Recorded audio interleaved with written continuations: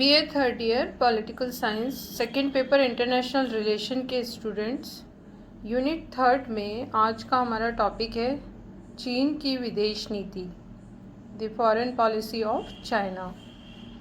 China, जैसा कि आप लोगों ने नाम सुना ही है, एक विश्व का महत्वपूर्ण देश है और अंतर्राष्ट्रीय राजनीति के मंच पर चीन का अपना एक विशिष्ट महत्व है। आर्थिक सुधारों के कारण चीन को विश्व की एक बड़ी आर्थिक शक्ति के रूप में देखा जा सकता है और विश्व अर्थव्यवस्था का नियंत्रण चाहे पाश्चात्य देशों के हाथ में हो, लेकिन चीन की उपेक्षा वे नहीं कर सकते। चीन का बाजार उन्हें चाहिए। चीन दुनिया का एक विशालतम जनसंख्या वाला देश है और भूमंडलीकृत अर्थव्यवस्था की वजह से चीन की जो स्थिति है अंतर्राष्ट्रीय राजनीति में वो बहुत ही महत्वपूर्ण हो चुकी है। और बौद्धिक संपदा के मुद्दे पर चीन ने विश्व व्यापार संगठन WTO और अमेरिका को कटघरे में भी खड़ा कर दिया है। दुनिया भर को विश्व व्यापार संगठन की सदस्यता के लिए राजी करने की मुहिम चलाने वाला अमेरिका यह नहीं चाहता कि चीन इसका सदस्य बने। यदि चीन को हम देखें तो द्वितीय विश्व युद्ध से पूर्व तो चीन बहुत अच्छी स्थिति में नहीं था और एशिया महाद्वीप का ये प्रमुख देश है और इसको एशिया का रोगी नाम दिया गया था। ब्रिटेन, फ्रांस, अमेरिका और जापान जैसी शक्तियों ने उसका बहुत ही राजनीतिक दृष्टि से, आर्थिक दृष्टि से शोषण किया और इसीलिए इसको एक नाम दिया गया था, वो था पूरब का तरबूज यानी चाइनीज़ मेलन। लेकिन जब 1949 में साम्यवादी क्रांति हुई, विश्व राजनीति में चीन एक महाशक्ति के रूप में उभरा और न्यूक्लियर भौतिकी के क्षेत्र में चीन पश्चिमी देशों के साथ बराबरी पे खड़ा है। चीन की अर्थव्यवस्था बहुत अच्छी है और विश्व के अन्य देशों को वो चकित कर देता है।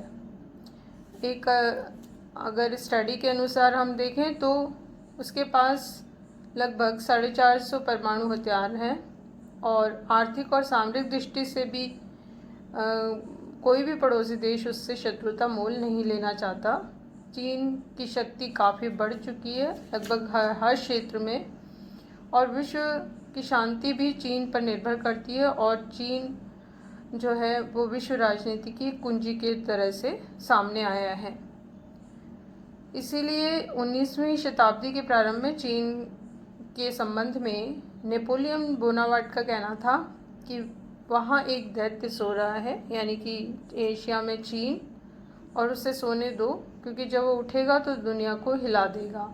यानी उसका अगर प्रगति होगी तो दुनिया उससे काफ़ी चुनौती झेलनी पड़ेगी। इस प्रकार हम देख सकते हैं कि द्वितीय विश्व युद्ध से पूर्व तो चीन की स्थिति कमज़ोर थी, लेकिन द्वितीय विश्व युद्ध की स्थिति के बाद और ख़ासकर जब सोवियत संघ का पतन हुआ तो उसके बाद अमेरिका के बाद अब कोई प्रमुख रूप से उभर कर आया है अर्थव्यवस्था के रूप में, तो वो चीन है। फ्रीडमैन के शब्दों में अगर हम देखें तो साम्यवादी नेतृत्व में एक एकीकृत राष्ट्रीय शक्ति के रूप में चीन का अभ्युदय हुआ है और ये एक ऐसी घटना है जिसने कि विश्व राजनीति में काफ़ी परिवर्तन किया है और कई नई परिस्थितियों को जन्म दिया है। तो अंतर्राष्ट्रीय राजनीति के क्षेत्र में हम चीन के महत्व को नकार नहीं सकते और ये एक प्रमुख देश है जिसकी विदेश नीति को पढ़ना हमारे लिए आवश्यक हो जाता है। तो हम ये देखेंगे आज के हमारे टॉपिक में कि अंतर्राष्ट्रीय राजनीति में चीन अपना क्या महत्व रखता है और उसके प्रमुख कारण कौन कौन से हैं। पहला अगर हम पॉइंट देखें तो वो ये कि चीन को तीसरी महाशक्ति का स्तर प्राप्त हो जाना। द्वितीय विश्व युद्ध के बाद 1945 के बाद अंतर्राष्ट्रीय स्तर पर दो महाशक्तियां उभर कर सामने आई थी, जैसा हमने पिछले टॉपिक्स में पढ़ा है। एक तरफ संयुक्त राज्य अमेरिका और दूसरी तरफ सोवियत संघ। चीन में जब 1949 में साम्यवादी क्रांति हुई तो ये भी एक विश्व की प्रमुख शक्तियों महाशक्तियों में से एक हो गया और उसकी गणना 5 महाशक्तियों में की जाती है। और साम्यवादियों के नेतृत्व के कारण एक शक्तिशाली और सुसंगठित चीन का अभ्युदय हुआ। और वास्तविक अर्थों में अगर हम देखें तो अमेरिका और सोवियत संघ के बाद साम्यवादी चीन विश्व की तीसरी महाशक्ति के रूप में देखा जा सकता है। और जब से सोवियत संघ का पतन हुआ उसके बाद तो अब ये लगभग विश्व की दूसरी महाशक्ति के रूप में इसका स्तर देखा जा सकता है। दूसरा ये कि नवीन शक्ति संतुलन। प्रथम विश्व युद्ध के बाद विश्व का एकमात्र साम्यवादी देश सोवियत संघ था और दूसरे विश्व युद्ध के बाद विश्व की सबसे अधिक जनसंख्या और रूस के बाद सबसे अधिक क्षेत्रफल वाला देश चीन था। और चीन भी जब साम्यवादी बना तो सोवियत जो गुट था उसकी शक्ति में बहुत ही वृद्धि हुई। और यूरोप में कई ऐसे देश थे जैसे पूर्वी जर्मनी, उत्तरी कोरिया, बाएं मंगोलिया, ये भी सोवियत विचारधारा से प्रभावित देश थे। तो इस तरह से एक नया शक्ति संतुलन स्थापित हुआ था द्वितीय विश्व युद्ध के बाद, और वो सोवियत गुट था जो कि पाश्चात्य जो पूंजीवादी गुट था उसके विरुद्ध एक चुनौती के रूप में देखा जा सकता है। तीसरी चीज़ जो सेकेंड वर्ल्ड वॉर के बाद हम देखते हैं वो ये कि संयुक्त राज्य अमेरिका की विदेश नीति में काफ़ी विफलताएं उसे हाथ लगी और उसका पूरा फायदा चीन को प्राप्त हुआ। साम्यवादी चीन की सफलता सुदूर पूर्व में अमेरिका की कूटनीति की विफलता ही मानी जाती है। वाशिंगटन ने चांग काई शेक को बनाए रखने के लिए कई तरह से कार्य किए थे और जापान की विजय के बाद उसने वहाँ पे कई डॉलर के जहाज भी दिए। चीनी कानून के अनुसार उसको कई करोड़ रुपए का डॉलर का अनुदान दिया गया था, लेकिन इतनी सहायता के बाद भी जो चांग काई शेक था उसके कम्युनिस्टों को नहीं हरा सका और राष्ट्रवादी चीन के सेनापतियों की अयोग्यता सिद्ध हुई। और इसकी वजह से जो साम्यवादी चीन था वो सफल रहा। तो ये एक बहुत बड़ी विफलता थी अमेरिकी नीति के लिए। चौथा एक रीज़न ये रहा कि पश्चिमी गुट की नीति में भी परिवर्तन आया।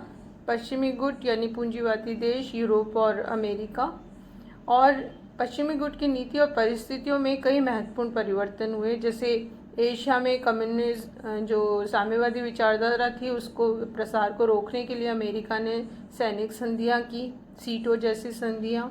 अमेरिका ने फार्मोसा जो है वहाँ पर चांग सरकार की रक्षा को अपना उत्तरदायित्व मान लिया। अभ्युत्थान के लिए अमेरिका को भारत और जापान के उद्योग धंधों के विकास के लिए और पूर्व में लोकतंत्र का दुर्ग बनाने के लिए बहुत सारी सहायता देने को बाधित किया। अमेरिका ने निश्चय किया कि आवश्यकता पड़ने पर वह स्वयं अपने सैनिक साधनों से साम्यवादी प्रसार का विरोध करेगा। तो ऐसी कई बुनियादी नीतियां थी, उनको परिवर्तित किया और उसका रीज़न ही यही था, साम्यवादी चीन का अभ्युदय होना। इसके साथ ही सोवियत संघ के लिए भी चीन एक तरफ वरदान था, क्योंकि चीन और सोवियत संघ की विचारधारा साम्यवादी जो कि दोनों की समान थी और दोनों के शक्ति के स्रोत और जो साधन थे उसमें अत्यधिक वृद्धि हुई थी। लेकिन दूसरी तरफ सोवियत संघ के लिए चीन अभिशाप इसलिए बना क्योंकि जो विभिन्न प्रकार के विवाद है वो दोनों देशों के बीच रहे, खासकर सीमा विवाद को लेकर इनके बीच में युद्ध की स्थितियां बनती रहीं और ये शत्रुतापूर्ण स्थिति पर आ गए। तो इसलिए ये दोनों ही तरह से हम इसको एक्सप्लेन कर सकते हैं कि चीन सोवियत संघ के लिए वरदान भी साबित हुआ और अभिशाप भी।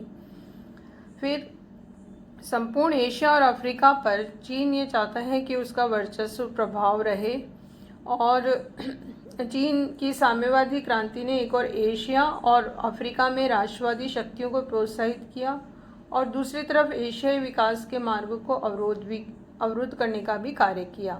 चीन भारत को अपना प्रमुख प्रतिद्वंदी मानता है। एशिया अफ्रीका में भारत विरोधी वातावरण उत्पन्न करने का सतत प्रयास करता रहता है। फॉर एग्जांपल अभी रिसेंटली लद्दाख में चीन ने जो घुसपैठ की है वो अक्सर हम उसकी इस तरह की प्रतिक्रियाएं भारत के विरुद्ध देख सकते हैं। तो एशिया और अफ्रीका पर ये अपना प्रभाव जमाने की कोशिश करता है और इसकी नीति भी रही है उपनि साम्राज्यवादी और भौगोलिक सीमाओं में विस्तार करना, सीमा विस्तार करना। तो उसके तहत ये एशिया अफ्रीका देशों में घुसपैठ करता है। फिर नवीन अंतर्राष्ट्रीय समस्याएं भी उत्पन्न होना, जैसे चीन की स्थापना से कई नई अंतर्राष्ट्रीय समस्याएं पैदा हुई, जैसे चीन को मान्यता को लेकर और उसको यूएनओ का मेंबर बनाने को लेकर, और 1971 में जाकर ये फिर यूएनओ का सदस्य बना था। तो ये काफ़ी लंबा समय रहा और कई प्रयास इससे पूर्व चीन ने किए थे जो विफल भी रहे थे। बाद में जाके ये यूएनओ का मेंबर बन सका। दूसरी समस्या फार्मोसा की थी। चीन से भागने के बाद 1949 को चांग काई शेक ने फार्मोसा टापू पर शरण ली थी और वहाँ पे ताइपे नगर को उन्होंने चीनी गणराज्य की राजधानी भी घोषित कर दिया था। तो इस चीज़ को लेकर चीन और फार्मोसा का जो समस्या थी वो काफ़ी समय तक बनती रही और इसको लेकर पिछले कई वर्षों में कई अंतर्राष्ट्रीय संकट भी उत्पन्न होते रहे हैं, क्योंकि साम्यवादी चीन ये कहता है कि फार्मोसा चीन का हिस्सा है और चांग काई शेक ने उसको अपना एक नए सिरे से जो राजधानी बना के और हस्तगत किया, उसको वो स्वीकार नहीं करता और इसको लेकर काफ़ी विवाद अंतर्राष्ट्रीय स्तर पर चलता रहता है। फिर पूर्वी और दक्षिणी पूर्वी एशिया की राजनीति पे प्रभाव। पूर्वी और दक्षिणी पूर्वी जो एशिया है उसकी राजनीति पर चीनी क्रांति का बहुत प्रभाव रहा है और द्वितीय विश्व युद्ध के बाद पूर्वी और दक्षिण पूर्वी एशिया में चीन अमेरिका एक दूसरे के बहुत ही प्रतिद्वंदी बनकर रहे और ये प्रदेश अंतर्राष्ट्रीय राजनीति का एक संकट क्षेत्र, क्राइसिस एरिया भी माना जाता है, क्योंकि दोनों ये चाहते हैं कि उनका इस क्षेत्र पर आधिपत्य बना रहे और पूरी इकोनॉमी उनके हाथ में आ जाए। विश्व की दूसरी अर्थव्यवस्था के रूप में भी हम चीन को देख सकते हैं। अंतर्राष्ट्रीय अर्थव्यवस्था में बहुत ही तीव्र गति से समीकरण चेंज हुए हैं और इस वजह से चीन विश्व की दूसरी अर्थव्यवस्था बन गया है और इतनी रफ्तार से बढ़ने के कारण उसने जापान को भी पीछे रख कर दिया है। 2010 में वो जापान से भी आगे निकल गया है और इससे पहले चीन ने जर्मनी को पीछे छोड़ा था।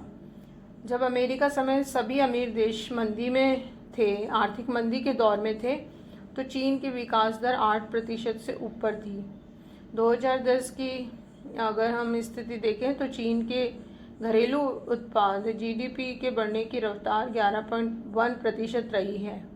विश्व बैंक समेत अनेक संस्थाओं का अनुमान है कि चीन की अर्थव्यवस्था की और भी औसत विकास बढ़ने की संभावना है और 2025 तक ये अमेरिका को पीछे छोड़ देगा।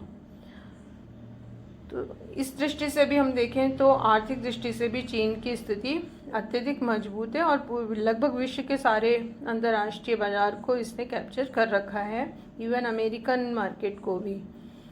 इस तरह से चीन की साम्यवादी क्रांति के कारण शीत युद्ध में और अधिक तीव्रता आई। जनरल स्मर्ट्स ने 1921 में एक बात कही थी कि रंगमंच अब यूरोप से दूर पूर्वी एशिया और प्रशांत महासागर में पहुंच गया है, यानी चीन अब दुनिया का ध्रुव बन चुका है, महाशक्ति के रूप में अर्थव्यवस्था का केंद्र और मजबूत अर्थव्यवस्था की दृष्टि से इसको देखा जा सकता है। और वर्तमान अंतर्राष्ट्रीय परिदृश्य में अब रिसेंटली अगर हम देखें तो इसकी स्थिति और मजबूत हुई है और अभी जो कोरोना संकट की स्थिति थी, वुहान शहर से ये माना गया कि कोरोना वायरस चीन का उसमें हाथ है। और बायोलॉजिकल दृष्टि से देखें, बायोलॉजिकल अटैक की दृष्टि से देखें तो सैन्य दृष्टि से भी इसकी शक्तियों इस दृष्टि से मानी जाए, अगर ये सही है तो चीन की स्थिति काफ़ी सैन्य दृष्टि से भी स्ट्रॉन्ग है, आर्थिक दृष्टि के साथ साथ। तो इस प्रकार हम देख सकते हैं कि अंतर्राष्ट्रीय राजनीति में चीन का अत्यधिक महत्व है और ये विभिन्न कारण हैं जिसकी वजह से चीन की विदेश नीति की चर्चा करना, इस पे अध्ययन करना हमारे लिए आवश्यक हो जाता है।